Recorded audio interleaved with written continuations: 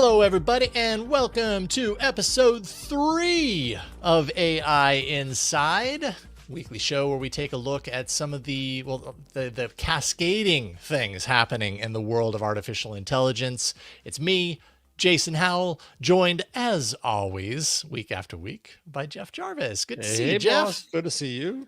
Good to see you too. Episode 3, that means, oh, sorry, I had this on loop.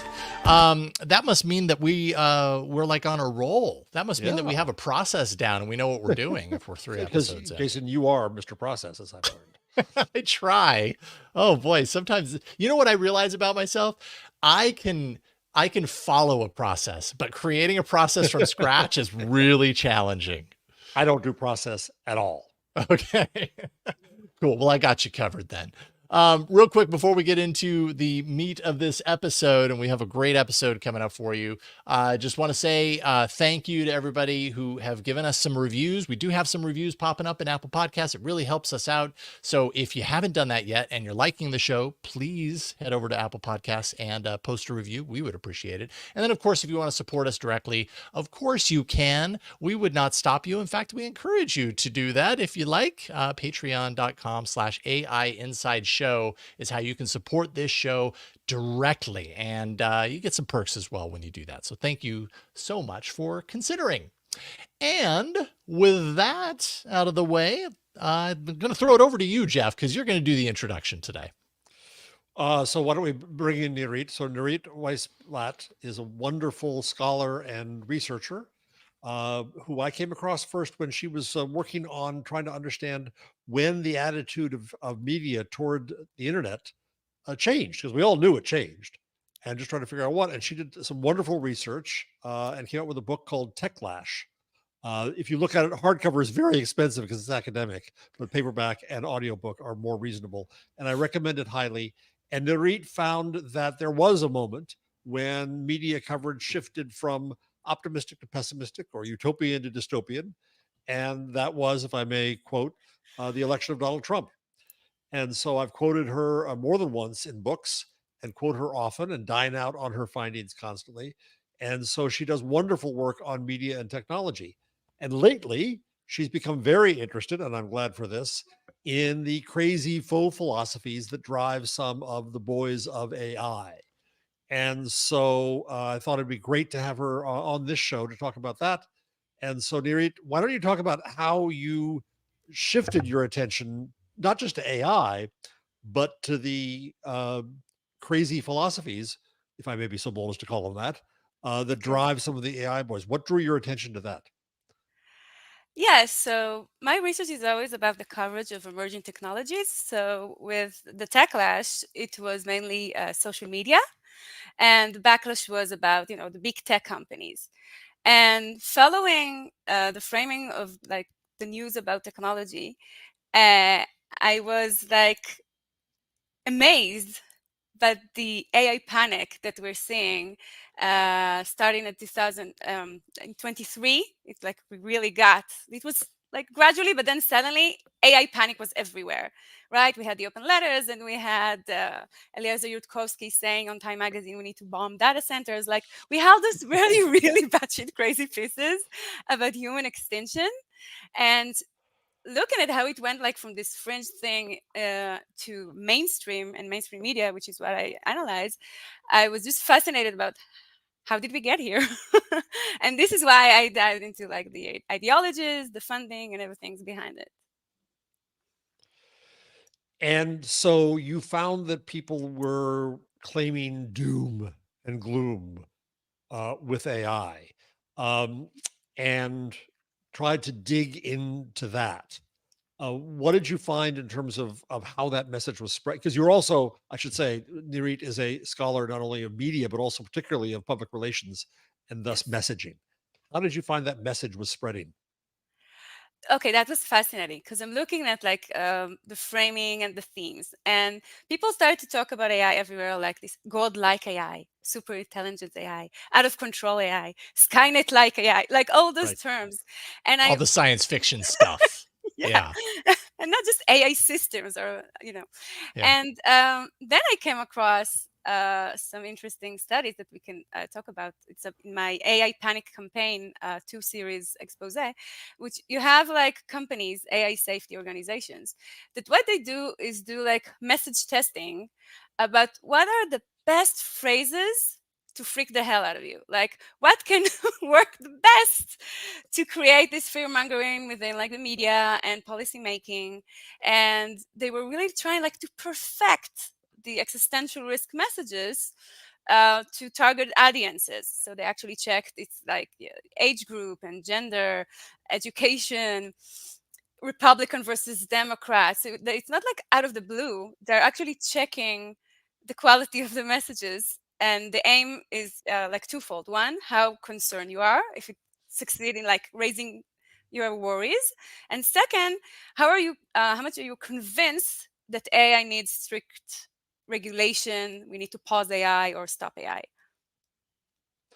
I suppose we should start. So, in when Jason and I were workshopping this program in the Twit network, we had on Emil Torres, who's a great scholar of all this stuff.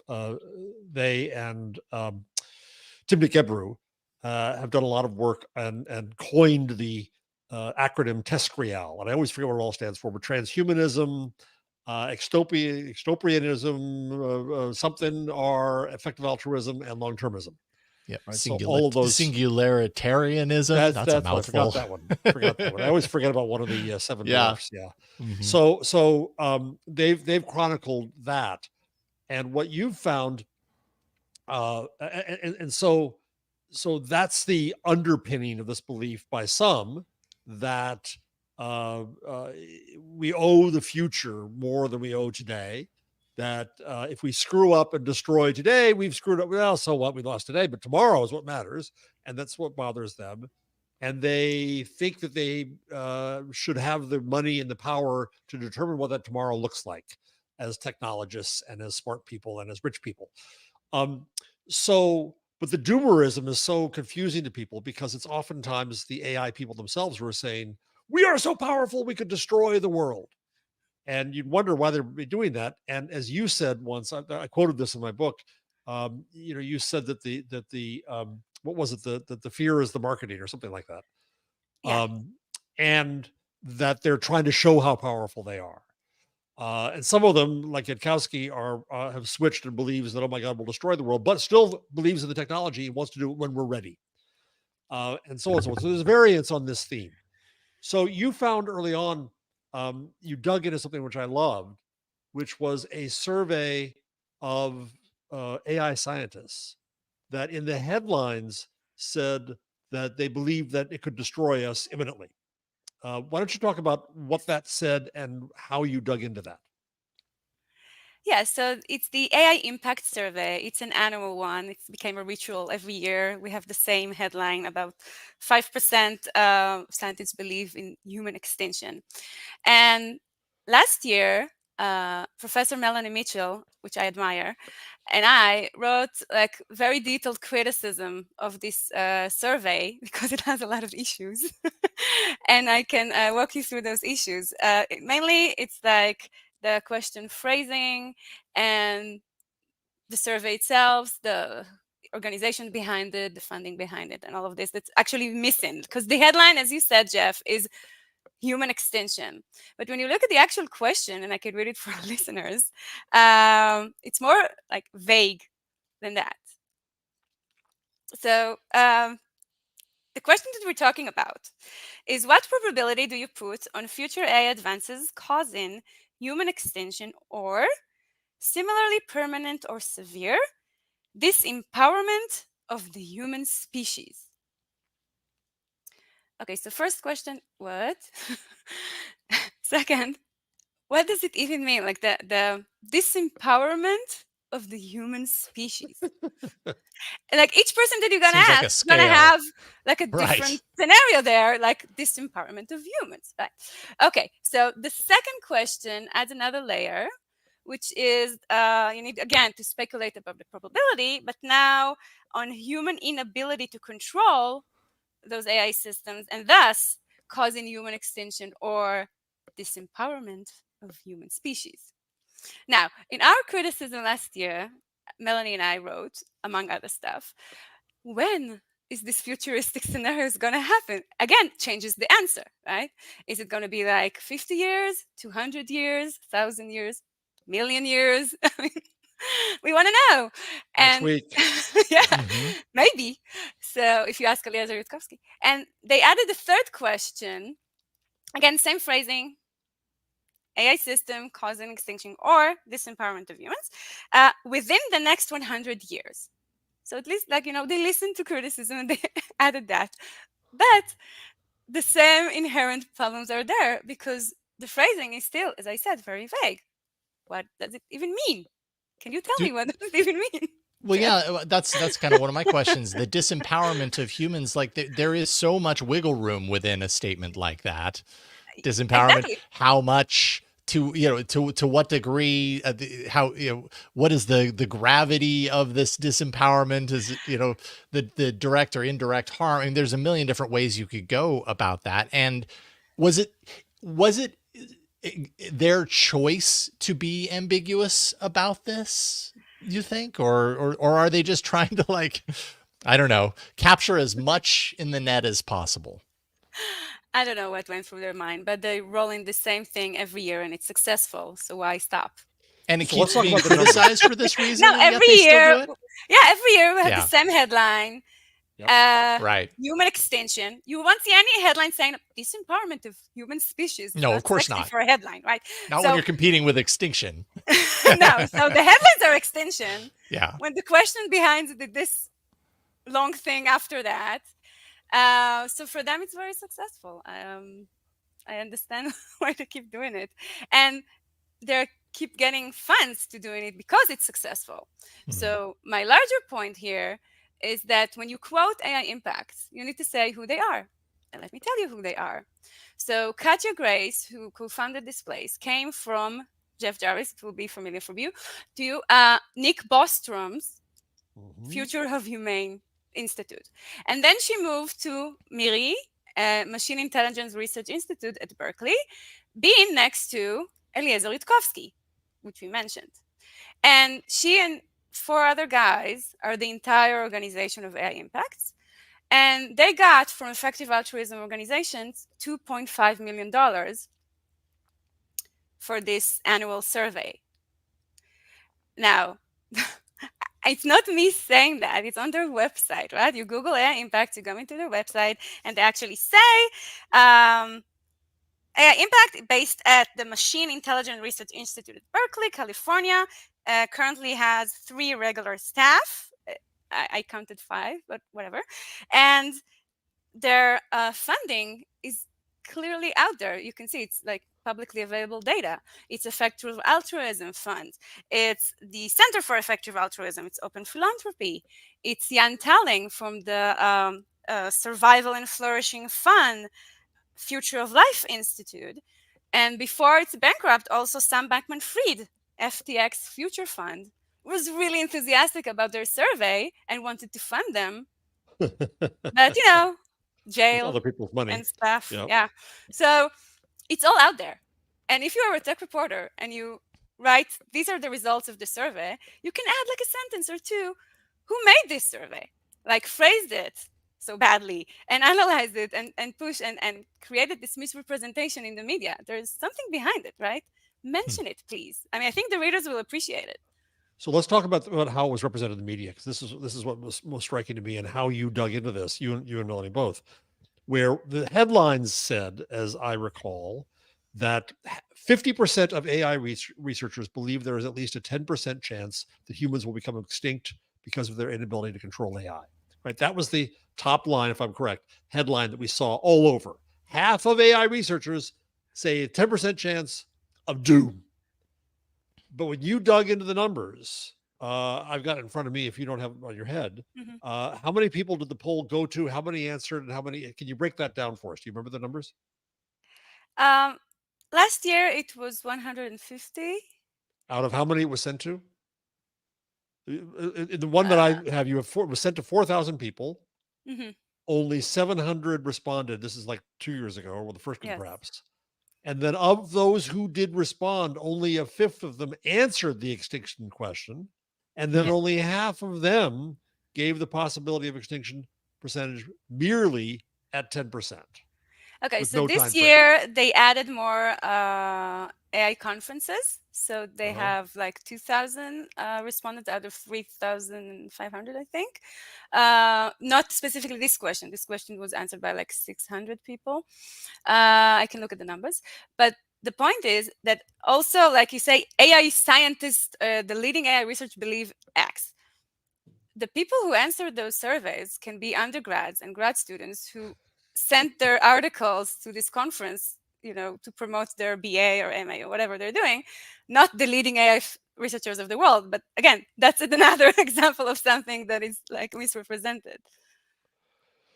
Right. So there was, so you put this together before we get to the next stage here, is that there are people who have a self-interest. Nick Bostrom is from Oxford, and he's the kind of philosopher king of Yes. TestReal. And these other folks who are very involved in this, they get a lot of money. They do this survey. They want to show how powerful they are and how power should be invested in them because they're the smart ones. So they want to show that, this could be doom. So watch out.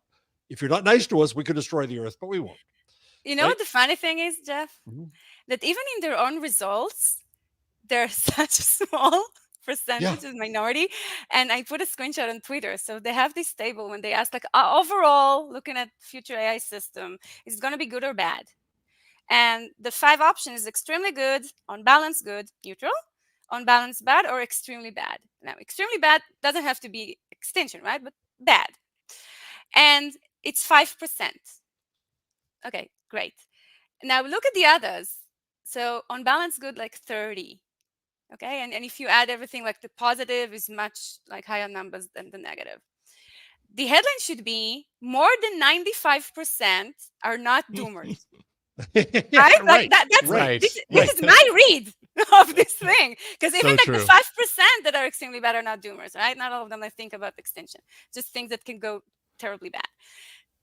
And yet it is like, as I said, they are celebrating. It's like, oh, a lot of people are doomers like us.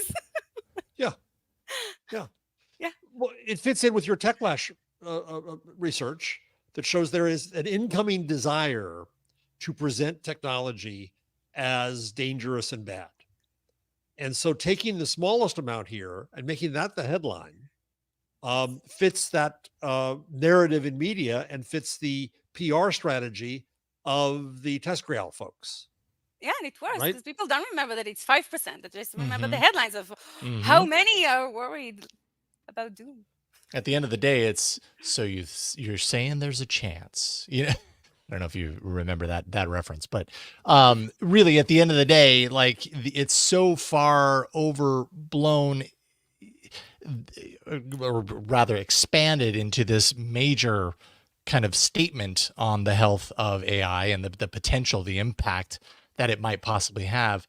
But the numbers, yeah, that's a really it's a really interesting graph to take a look at. And I think the question that comes up for me, maybe it has to do with the state of journalism and where we're at with reporting on these things. Like I can understand that there are people who, whether they want to admit it or not, fall into the doomer category, the TestGrail, whatever you want to call it. And then there are the people that are reporting on this. Is it that the people that are reporting on this are so afraid of the potential bad things that could happen that that's highlighted? Or is there something else? Or is it just that they know that reporting on this gets more people to read? Like, I guess I'm trying to figure out, like, I feel like this is the responsibility of responsible journalism to point these things out. And yet that doesn't happen. Why is that? Well, there's a saying in journalism, if it bleeds, it leads. Yeah.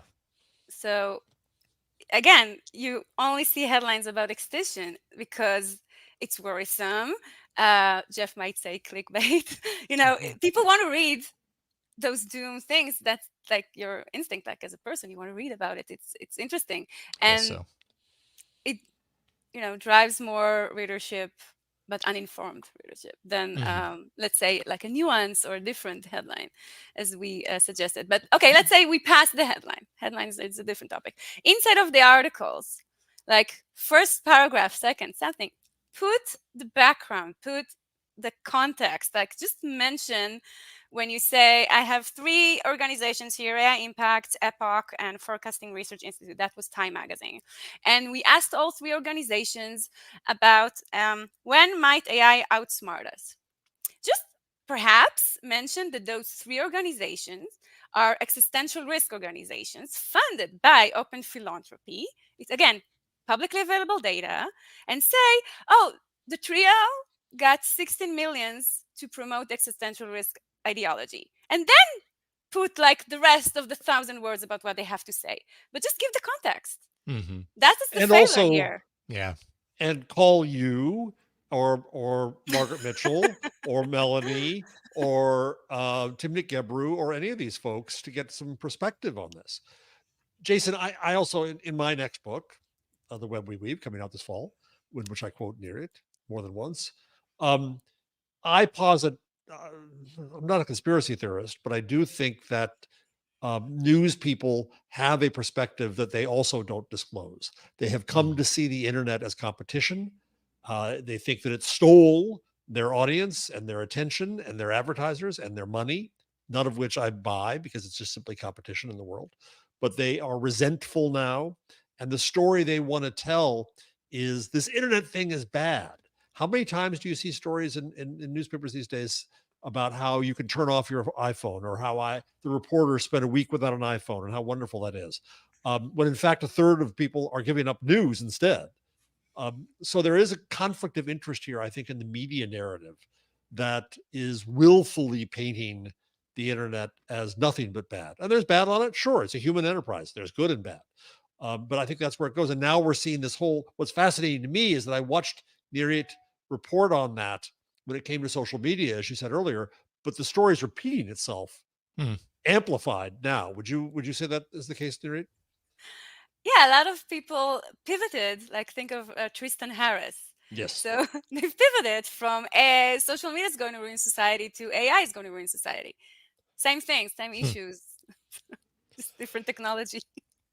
So talk about the system behind the scenes now that that building this. You're a scholar of PR. You understand how PR operates. They seem to be doing a pretty good job of using this money well. What's that behind the scenes structure look like in getting this message across? Yes, I recently call it the well-oiled X-risk machine.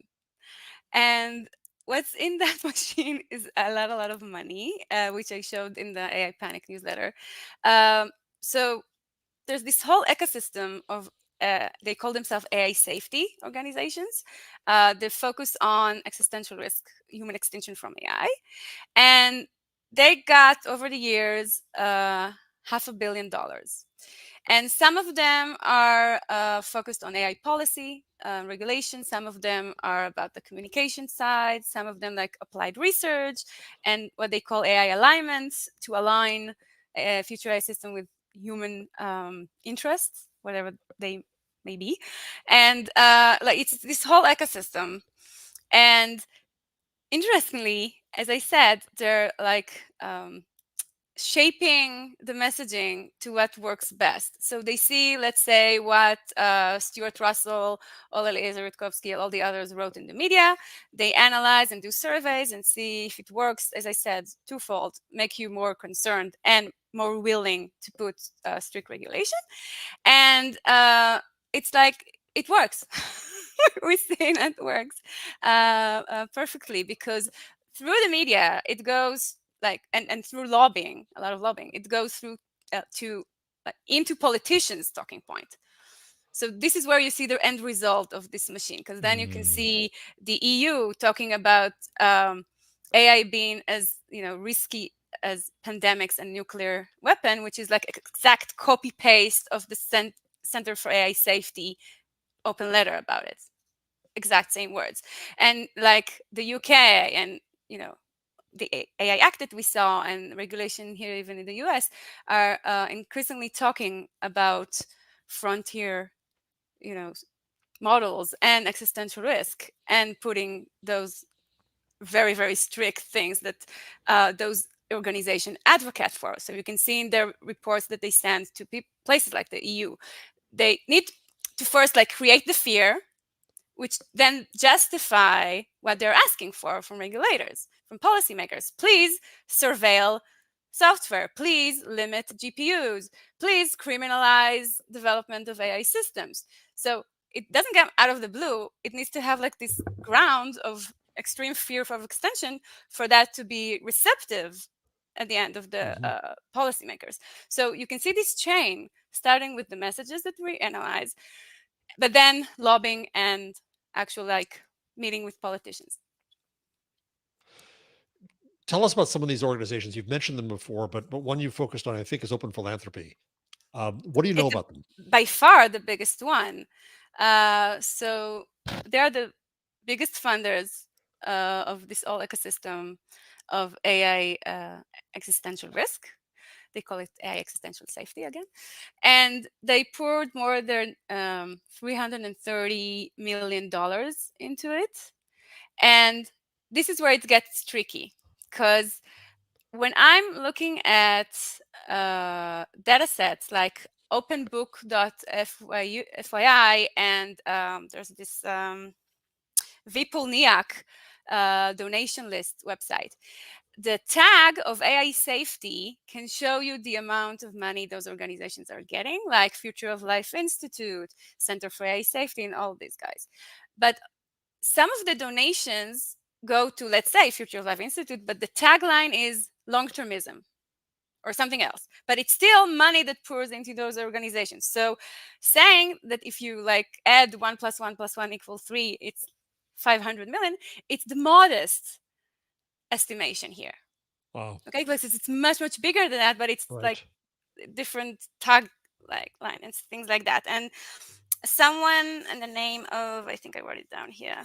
Yes, Brendan McCord published that a higher valuation of 883 million from Open Philanthropy, that Open Effective Philanthropy has spent. Ventures, and with Wow. Effective Ventures. There's the Effective Altruism Fund and Ventures that they also invest a lot. And you have also, as I said, Jan Tallin's Survival and Flourishing Fund, and you have the Long-Term Fund and LTF. So a lot of funders. And then you have like all these groups that they fund. So what I loved is there's this map that someone made, and I linked to the guy who made it, that maps all the organizations that get money from Open Philanthropy and the others to advance the X-risk ideology. And it's have like the policy guys, the media guys, the ones who doing research, whatever. And it looks like islands and, you know, something in the sea and a valley. So it's actual map. And it's illustrating the islands and the places. And in there, you have like the organizations, their logo, a link to the website, and one line of description. And when you see that map, and this is why I put it in my newsletter, it's like open your eyes about like the magnitude of this thing that like just becomes so much bigger now with all this funding, and it grows every minute. So there's a reporter at the Washington Post named Natasha Tiku, and she wrote a story I did not like some time ago when Blake Lemoine, who was still then at Google, determined that Google's large language model was sentient. You probably all remember that story, and that spread all around very quickly. And I thought that it just took it on credulously and didn't do the kind of reporting we needed. And I didn't like that story.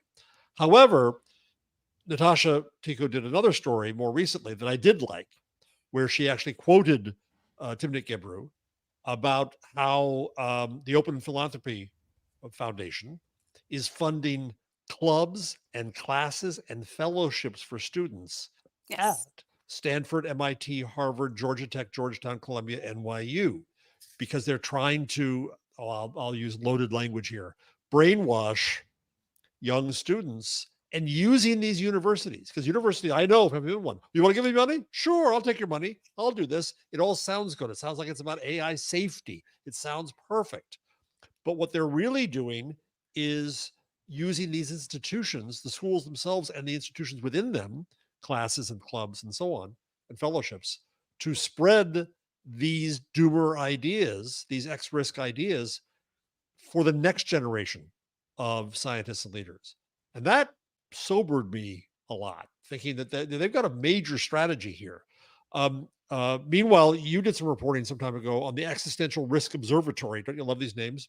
Yes. That how they were testing the messaging. They're using marketing techniques to test the messaging. Do you remember? Can you talk about that for a second? Yes. So I came across one of their studies and then I went like down the rabbit hole of all the other studies. It's just because, again, I'm Googling things like godlike AI and I'm looking for the phrases. So they doing those surveys, as I said, where they test, okay, these are like the narratives and headlines that we successfully put in the media, and let's ask people what are their thoughts about it, if they're convinced. So they ask them about their worries before and then after, like every test, and then they check what worked best.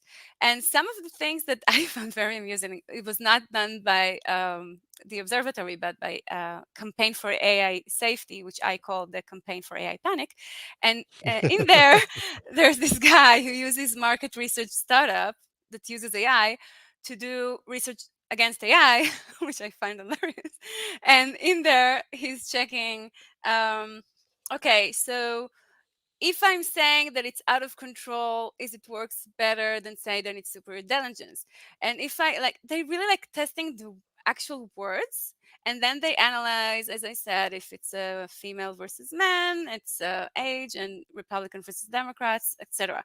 So for me, it was really, as I said, eye-opening to see how hard they work on their messages, and then they share it on places like the Effective Altruism Forum, so all the organizations can read it, learn from it, and implement it in their advocacy later to policymakers. So that's like the important route that I think people should take with them and understand that's going on. So I'm looking at my manuscript and I listed them.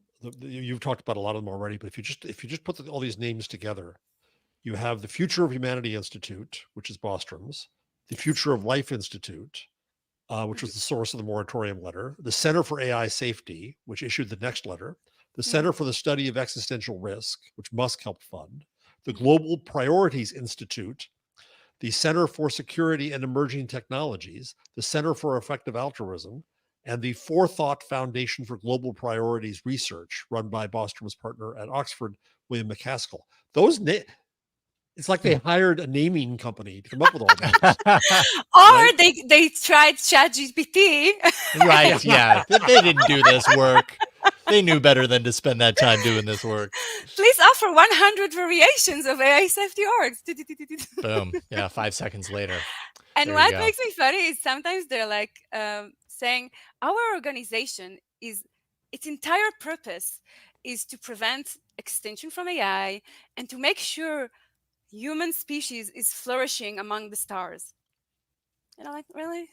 Yeah. And then they get $100 million. So I guess, it works. So I don't know. Yeah, apparently something's working. So I have a question around all this that keeps bubbling up for me when we talk about these things, as we have a lot in the last, I'd say, half year, Jeff Jarvis, at least, that the conversations on, the betas of this show and This Week in Google and everything, as much as we have, is that it's like, I understand the machinery behind a lot of what we're talking about, is highly flawed. X risk, effective altruism, the funding that goes into it, all these ideologies that have some sort of a purpose or some sort of a driving point and a destination in mind in kind of cultivating the fear around artificial intelligence. But if we were to remove all of that entirely and say those things don't exist, yet artificial intelligence still does, I think that there still would be remaining in some people's minds some sort of concern about this technology, because it's the fear of the unknown. It's this thing that they don't know about. It's this thing that's capable of doing something that they didn't think was capable before. And if that's the truth, then what does that mean? How can these kinds of concerns be explored in a responsible way and take them seriously without buying into Great question, something Jason. bigger? You know what I mean? Because that fear will exist. It's going to exist. There's too many people on this planet to expect that they're all going to kind of see through these things and immediately understand that there is no fear, or there is no need to be fearful of it or risk maybe at the end of the day. But how do we do that? Jeff, I don't you know if want you to have the start? answer. No, no, this is yours, Nirit. You're the expert. You take it. So my angle, my smallest niche is the tech journalism part of the puzzle, right? This is what I'm looking at for the past 20 years. And as you said, responsible journalism, they need to do the work, and I always lecture about it, to put, as you said, okay, if you're going to put a impact, maybe invite Melanie Mitchell to, like give her quote in there. So just balance those fears with other rational experts, Mm-hmm. and just give room to other voices, because those doers became media heroes. They were like the stars, like everywhere. And they had their time. I get it. People were afraid, as you said, of the capabilities, and freaked out. I mean, yeah, it's a jump in capability. We can see that it's more capable than we thought, and it created this like snowball of panic. But then you need to have people that we say, this is what we should expect, and this is maybe the harms that we need to deal right now, and just balance it. Are you getting Am I so naive? no, you're hopeful. Hopeful. Um, are you getting? I've sent reporters to you. I don't know that I end up calling you, and I also tell them to call um, Margaret Mitchell and Emily Bender and Timothy Gebro and so on. But I so rarely see them quoted. I tend to only see quoted in news coverage the AI boys themselves, the same people who are promulgating this. Have you seen any progress? Are there any tech reporters you think are doing a good job of trying to balance this, of trying to dig below the obvious surface of this messaging? Oh, of course. There is hope. There's always hope. Okay, so so there's Chris Stalker Walker, that is the most productive tech reporter in the planet. He's a freelancer, so he publishes every day all over the place, and he's doing a balanced work. There's Sharon Goldman in Venture Beat, that really like examine different angles, like people from the AI community, and interview them in a very thoughtful pieces. Will at Wired. I can name, like, there are good AI reporters out there, definitely. Some of them I interviewed for my next book, by the way. And tell us about that next book, if you would. Mm-hmm. Oh, so as Jeff mentioned, the Techlash demonstrated how the reputation of tech industry can rise and then fall. And my point is that it can also happen to the ideologies. And what's interesting to me is the effective altruism and existential risk ideology, and how it is like rise to power. We can see it. As you said, academia, media, policymaking rose to power. But it can fall, and I think will fall. And that will be an interesting story to tell. So again, maybe it's me optimistic here, but I can see a backlash coming, because as Spider-Man fans know, with great power comes great responsibility. And also with great power and influence, it will be like more scrutiny that you're going to face, right? So people now, more and more people realize like the magnitude of this movement, the funding, and like the influence campaign that's going on there, operation, you may say.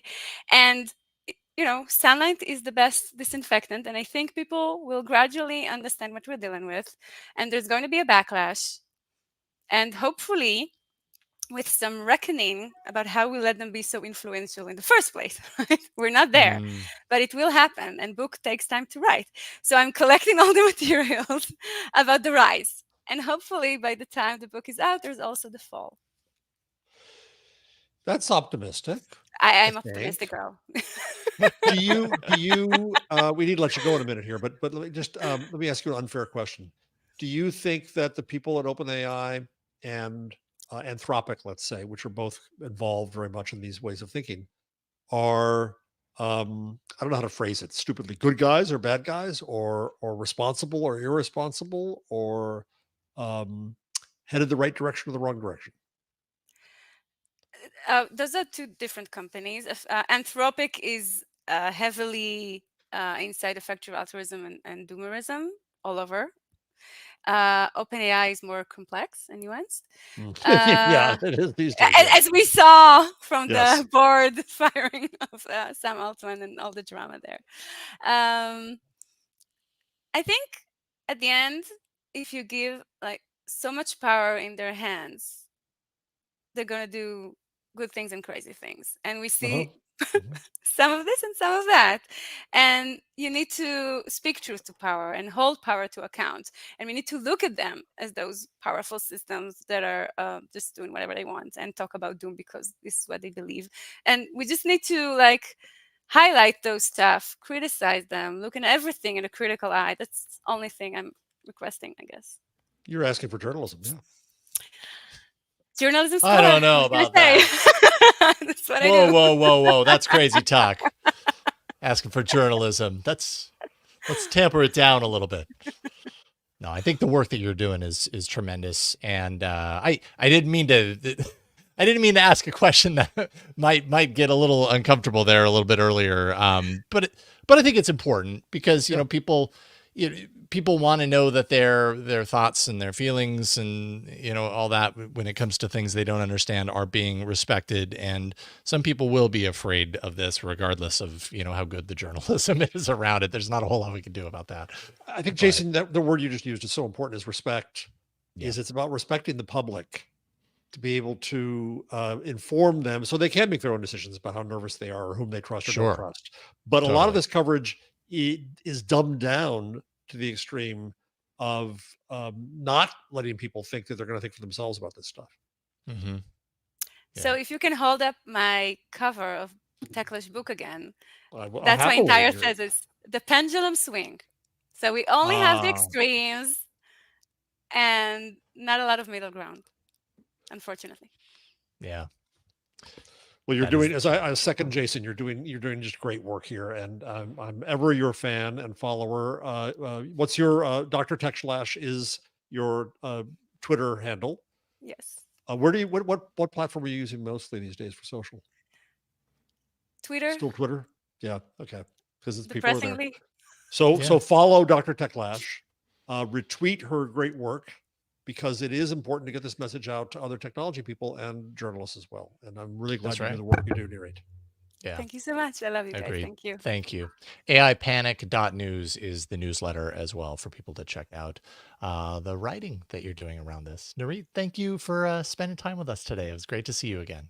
My pleasure. We'll certainly have more opportunities in the future to bring you back. So we'll be in I'll touch. see you around the dystopia.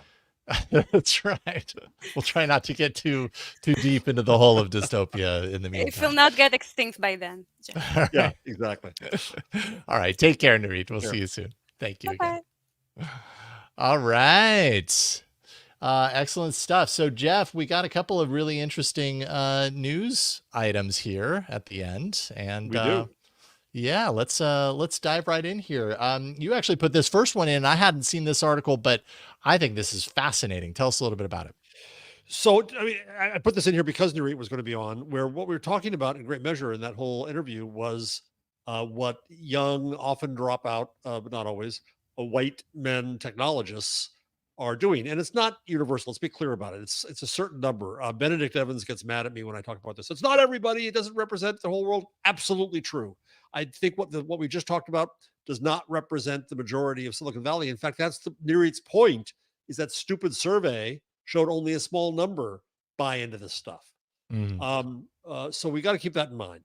But having said that, it is still dominated, as is much of the internet and much of Silicon Valley, by white men. And so Semaphore, our friend Reed Albergati, just did a story about Meta, how they're bucking AI trends, including that of the boys club.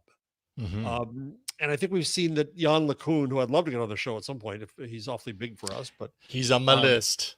he My moonshot list AI at Meta, and he's pushing the gospel of open source around AI. But the other thing that Meta has done, which I didn't fully realize, is how a lot of the leaders of AI at Meta are women. And thank goodness. That's what we need. The people I quote all the time who are criticizing and watching and giving accountability to AI are women: Timnit Gebru, Emily Bender, Margaret Mitchell, Nirit Weiss-Blatt. And it's not coincidental, folks. And so I think it's really important for Meta to be really thinking about that in its own organization. So I was really glad to see that for example, the Fundamental AI Research Lab, which was responsible for Llama, the open source model, is made up largely of women. Around 60% of its leadership team, Reed reports, are women. And some reporting chains, according to interviews with people inside the organizations, are female top to bottom. And you can complain about Meta, you can complain about Zuckerberg, but when people do things right, I think it's worth pointing out and praising that. Absolutely. I completely agree. This is and I don't know what it says about me that I found it surprising to read in relationship with Meta. And maybe that's just because I've been hit over the head over so many years of, the kind of narrative that Meta is, Meta / Facebook doing all sorts of wrong for everything in this world and technology, blah, blah, blah. But I have a large amount of respect for the fact that this is how they're driving their AI efforts. They're going the open source route. They're where their competitors are really kind of clamping down and controlling so much of their products. Meta seems to be kind of embracing the open source direction. They're ensuring, obviously, because I don't know, maybe it just happened to be this way, but I think that it's important that Meta commits to bringing in these perspectives and the perspectives of women. And I think that will improve their product, just from the angle of bringing in, perspectives that aren't represented in a lot of the other products that are driven largely by males. You make me think, Jason. I wrote an op-ed in the Star Ledger and NJ.com here in New Jersey. The Bell Labs, which is in Murray Hill, New Jersey, which is an amazing facility, is soon going to be empty because Nokia, which now owns it, is moving to new facilities. And as you talk, Jason, it made me think that back in the day, Bell Labs did phenomenal work. We wouldn't have the internet without Bell Labs and the work it's done on Unix and on lasers and on communications networks and chips and so on. But it was owned by AT&T, which we all hated. Everybody hated Ma Bell, right? It was a horrible company in the day, and we got a little bit of schadenfreude when it was broken up, but it supported tremendous open research. And so think whatever you will of Meta, they bring in if they're bringing in smart people to work in this area in a way that is more diverse and open, then I say that deserves some applause. Absolutely. It certainly deserves, to have a light shown on it, to act, I think, as an example for others who are, kind of in this space and not doing that. I think it's really important for the product and important for the industry as a whole, not just the product. So that's great. Speaking of good things that Meta's doing, you put another story on your rundown. Yeah. So let's see here if I can present this. Not that we're becoming, purely Meta fans here, but when I'm looking for news, I'm always just kind of waiting for the thing that jumps out at me that I'm like, oh, okay, this is interesting. So this is kind of a two-parter, and it has to do with identifying and labeling AI generated content, which seems to be kind of picking up steam right now. There've been a lot of talk over the last year about the need for things like this, to make it clearer to people who are online, witnessing in front of them some sort of generated content, to put rules in place, at least when they're adhered to. That's the problem, is that, none of them are going to be 100% effective, but at least put them in place enough that maybe it's strange when you don't see something like this. And what am I talking about? Meta is committing to detecting and labeling AI generated content on all of its platforms. So that's Facebook, Instagram, Threads. It had already begun labeling generative AI content that had used Meta's AI. And now the new news is that they're utilizing embedded metadata. They're following IPTC and C2PA standards and labeling kind of the provenance around digital media that's appearing on those platforms. And this applies specifically to generative AI content that's created outside of Meta's AI. So that's kind of the new news here. And, it kind of seems like another aspect, another avenue where Meta is, I mean, I guess the rose-tinted goggles view of this would be that Meta is looking at this as a way to get the rest of the industry to kind of buy into the practice. I'm sure there are some real self-serving motivations behind this. Because Meta has been, dragged out in recent years about, about spreading, content that is meant to misinform and stuff like that. And so maybe this is kind of a reaction, a rebound from that, but I don't see it at all as a bad thing. Once again, it's just kind of like, okay, I think that there should be more of this. And if a company as large as Meta is willing to kind of make this commitment, and we'll see how it plays out over time, but if they're willing to make this commitment publicly and call on others in the industry to do it, like, I'm for that. I think we need more clarity around this stuff. And if Meta's the one to kind of drive that home, then great.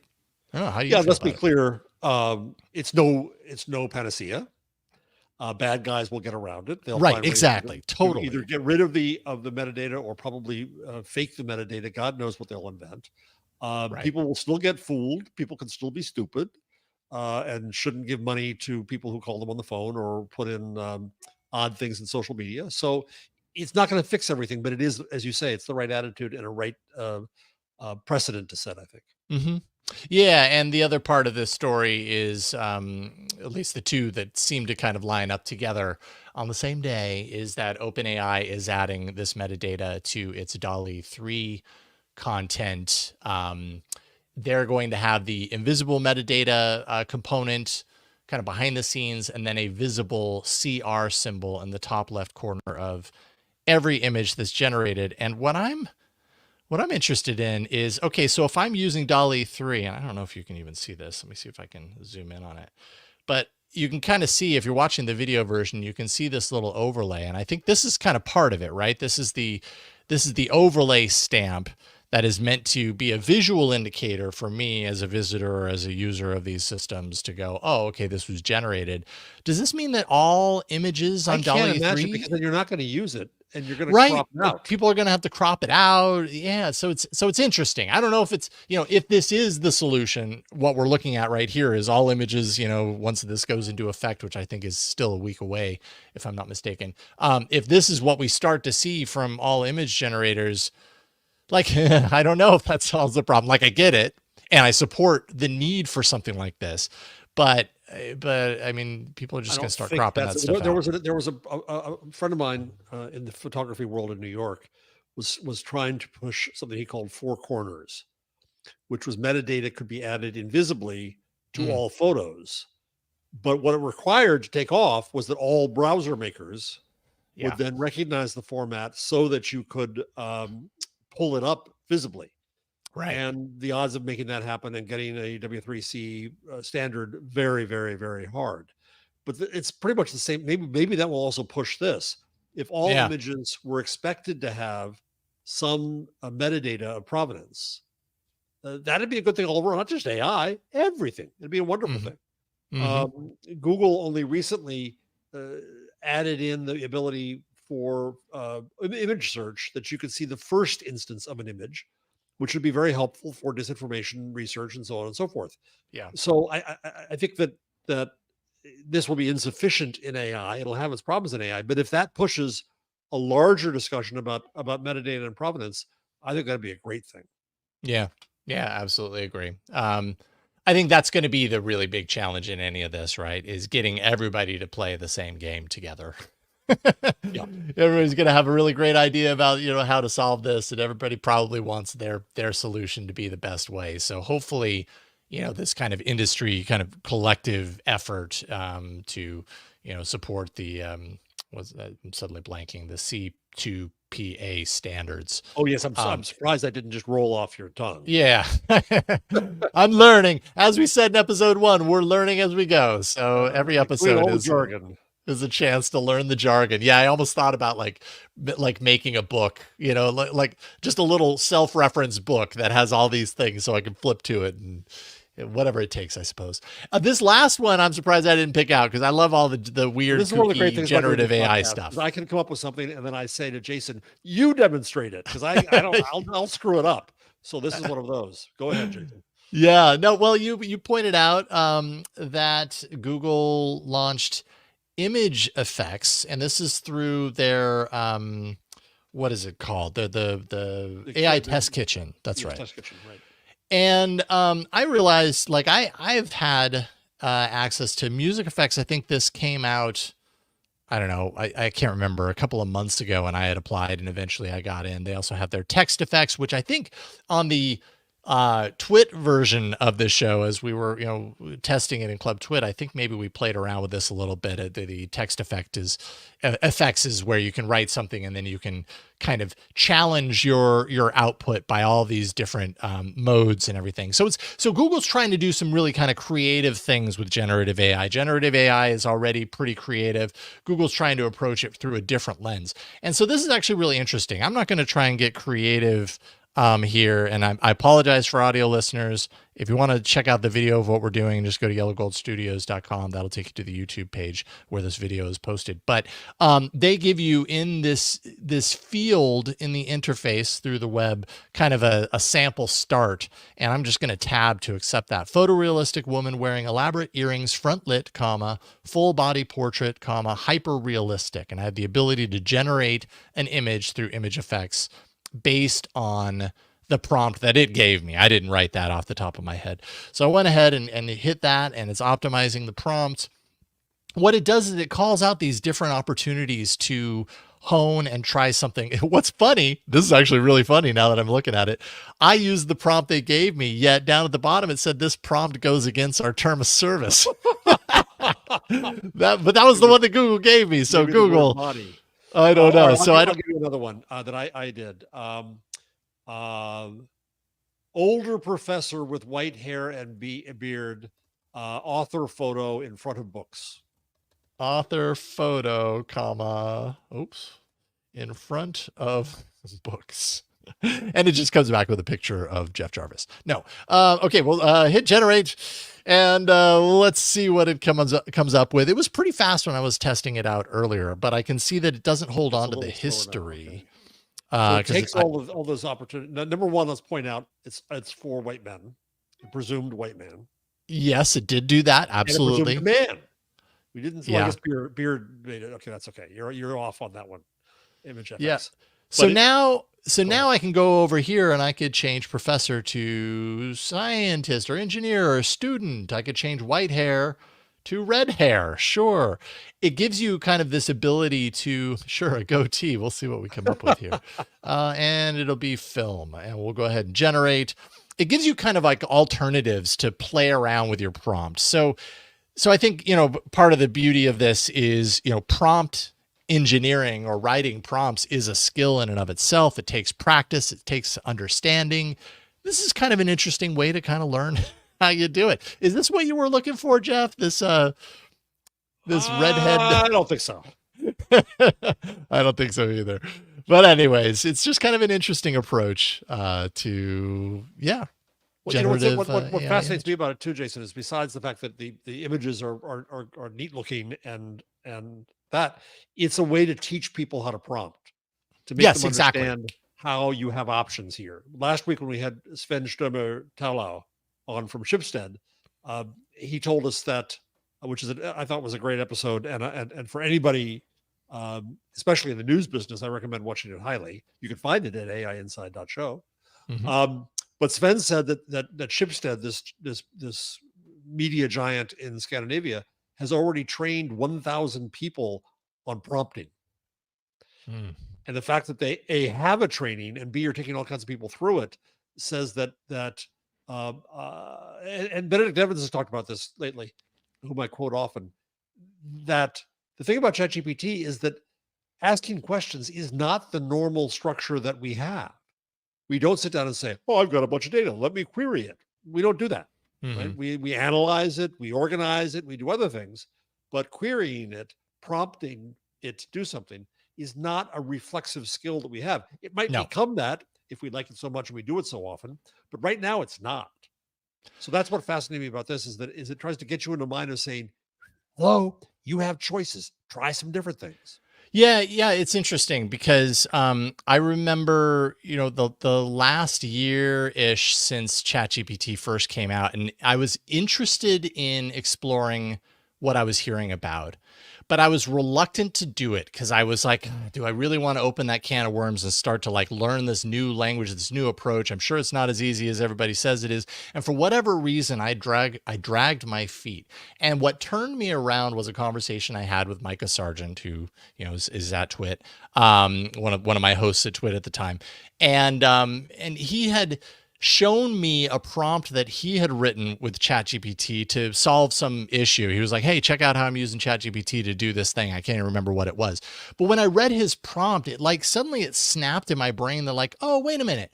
I should pretend like I'm telling a friend of mine a story about this thing, or you know what I mean? Like my thought was that I had to like get in there and learn how to talk to a machine. And instead I started thinking, for better or for worse, about how would I tell a person if I wanted to give a person really precise instructions or insight into what I'm looking for. How would I do that? And once I started doing that, once I was able to kind of reprogram that part of my brain, I started to get, it lowered the kind of like intimidation that I had about working with these systems. And it's really come to serve me well over the last year. And so I'm sure I'm not alone. I'm sure there are a lot of people that look at these things and still haven't even checked them out because they're like, I don't know, it just feels so new and overwhelming and like neat, but I don't know where to begin. And, it's just a matter of being presented with tools like this where you go, oh, okay, now I kind of get it. I understand what's required, at least of this AI system. So yeah, I think it's a great way to learn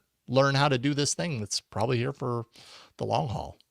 Yeah. So. And it also says that Google is catching up with image generative AI, which is interesting too. Yeah, these images do look good. Although I'm realizing, like, how do I get this thing away? I don't know how to get that thing away. So I've got this image here of a older student with red hair and goatee, blah blah blah blah. All I can do is copy the image, but I want to like open it in a new browser. Is there any way to do that? I don't even know how to do that. So I'll have to learn. I'll have to play around with it. Is there did I miss a download button? Oh, I guess it's down here. Yeah. Okay, I missed the download button at the very bottom. There we go. Okay, so then I could open that. What are the share options it gives you, Jason? And I don't think you can see this because it opened up in a window. Share options. Let's see here. Share. Oh, I see. The download button. I have to share this tab instead. There we go. Okay, so copy share link. I can remix it. Oh, okay. What does this button do? Okay. There's some interesting aspects to this that I'm going to have to dive into. Copy share link. This is just copy. It says copy to clipboard. Only users in country AITK is available in, will be able to view this. Okay, so if I then go to a new tab and paste that in, then it takes me to that image. Okay, interesting. Yeah, it's an interesting approach. Things don't necessarily work the way I'm used to with some other image generators, but you know what? That'll just take a little bit of extra familiarity time. Yeah. I'm not afraid of that. Not anymore anyways.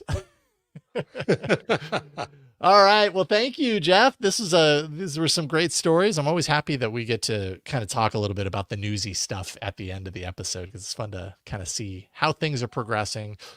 Always really enjoy talking with people on the show. So far, we have been blessed with amazing guests. Nirit Weiss-Blatt, AIPanic.news to check out Nirit's work. And I'm sure we'll have her back in the future. She is awesome. Jeff, what do you want to leave people with? What do you want to plug? Nothing much. I'm going to be Friday in Scranton at the University of Scranton, the Skimmel Forum, talking about what happens in that town after a hedge fund bought their newspaper. So if you happen to be around Scranton, if you're in the land of Dunder Mifflin and Joe Biden, but so I look at the directions and I get off on Joe Biden Freeway and then onto Biden Street, so you know where you are. Oh wow, yeah, no kidding. So I'm there Friday. So if you happen to be in the neighborhood, look up the Skimmel Forum at University of Scranton and come on by. Excellent. And of course, Gutenberg.com. And my book magazine. Yes. And that's right. Magazine as well. Thank you so much for that, Jeff, and for hanging Thank out you. this week. Always good to see you. Yeah, I mean, as for me, yellowgoldstudios.com, that is the URL that will eventually point to my page, my website. Once I have it finished, I really have to get some things done on it before it's ready. But for right now, it points to the YouTube page, the YouTube channel, which is where AI Inside actually publishes if you want to watch the video version, also streams live there. But we do the show usually every Wednesday. We normally record at 11 a.m. Pacific, 2 p.m. Eastern. So if you go to that YouTube channel, you can watch it live, as many people were in the channel today chatting with us behind the scenes. Just search for @YellowGoldStudios on YouTube or Twitch, and you can find that. And then, of course, as far as this show is concerned, AIinside.show. That's how you can subscribe. We have the RSS presented there, as well as all the episodes, all the different information that you need there. Support us directly, like I mentioned earlier. You can do that via Patreon. It is patron supported, and you do get special perks if you do that. So patreon.com/AIinsideshow. And just search for AI Inside Show on all the major socials. You'll find it there.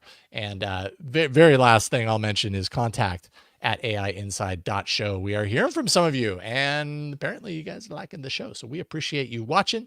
We appreciate you listening and sticking with us as we continue on with the AI Inside journey. It's great to have you on board, and we'll see you next time, next week on AI Inside. Bye, everybody.